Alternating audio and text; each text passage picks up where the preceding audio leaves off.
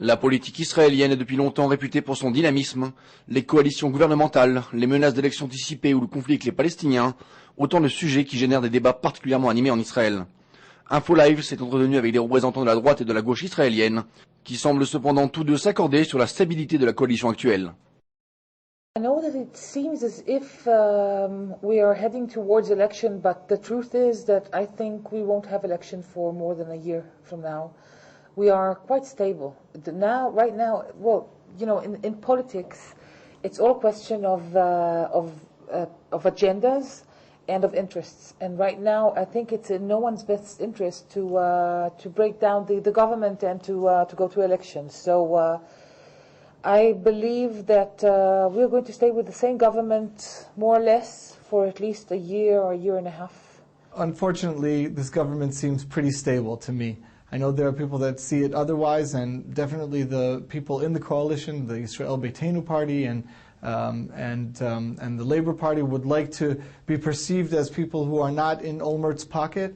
But it seems, if you look at the political behavior of the partners in this coalition, in this government, that they are acting like typical opportunist politicians. They all want to be in power. Barak and the Labour Party said that they were going to leave if the Vinograd plan came out with very devastating results, and that doesn't seem like it's going to happen. So I think it's pretty stable, which saddens me.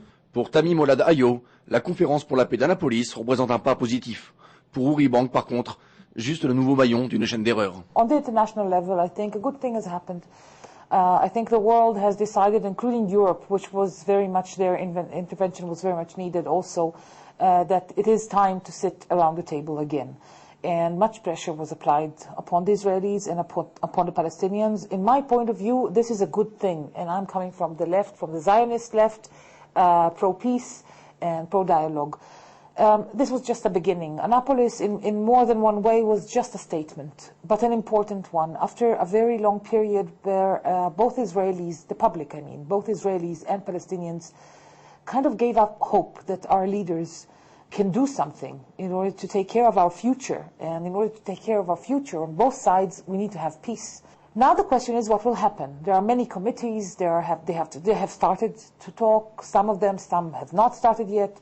The dialogue is in progress now. People, unfortunately, in the international community and here in Israel, keep repeating the same mistakes of the past, even though for the past 15 years we've been walking down the Oslo path of trying to reach some kind of agreement, giving the Palestinians land, giving them guns, and hoping that some level of self-rule will bring peace to the region. It's only brought the opposite.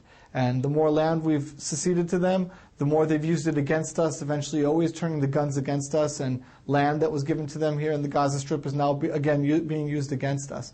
So Annapolis was just, and we said this before Annapolis, and it's become evident ever since Annapolis, is just recycling the same mistakes of the past. And when I say recycling mistakes, we're talking about, unfortunately, bloodshed here, because when people make mistakes in this region, it means that more and more Palestinian and Jewish lives are lost. Comment chaque tendance entrevoit-elle le chemin de la paix dans la région? Voici leurs explications sur le conflit actuel et sur la route à suivre. Majority of Israelis, majority of the public opinion of Israel, have already, they all know exactly how the conflict will end. We all know exactly how the conflict will end. We're talking about actually the 6 points of the People's Voice Initiative, Ayalon Seba Initiative, very similar to the Geneva Accord. We're talking about a two-state solution. We're talking about the dividing of Jerusalem without putting a wall in the middle, without giving up or taking the regime over the Holy Basin. We're talking about the returning to the 67 border lines with corrections, of course, according to reality. 40 years have passed and some things have happened. There is a right to return, but there will be no implementation whatsoever of this right to return. Not even one refugee would be allowed to come here. But on the other hand, the minute there will be a Palestinian state, not even one Israeli will be allowed to live there, unless the Palestinians, of course, invite him. It's put forward this year the Israeli initiative, which we feel is the right road to peace.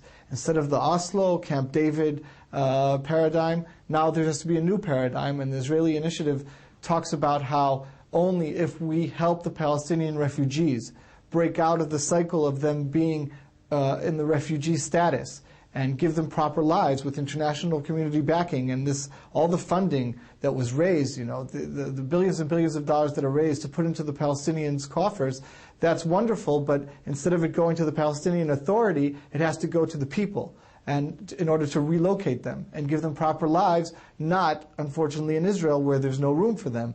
In the Gaza Strip and Judea and Samaria, and within the Green Line in Israel, there's no room for the million Palestinian refugees living in the Gaza Strip. If, on the other hand, we widen the scope of the people that are going to compromise and help the Palestinian refugees have proper lives, then giving them each a nice package of, let's say, $100,000 per family in order to get them out of the refugee status and give them proper lives elsewhere outside of Israel. The only way that Israel is going to be able to make peace is by talking to other countries. En dernière question, comment Israël devrait-il gérer la présence du Hamas dans la bande de Gaza, par la négociation ou la confrontation? Hamas is a terrorist organization. There's no question about it. There's no reason that Hamas should be dealt with any differently than we deal with Al-Qaeda or we deal with Ahmadinejad. We have to do what Yitzhak Rabin, the late Yitzhak Rabin has said we need to do. To sit and talk as if there is no terror, and to fight terror as if there is no dialogue. On the other hand, I think that it is about time that the Hamas will also wake up and look at the reality. And the reality is that the state of Israel is here and we do not intend to go anywhere. We are here to stay.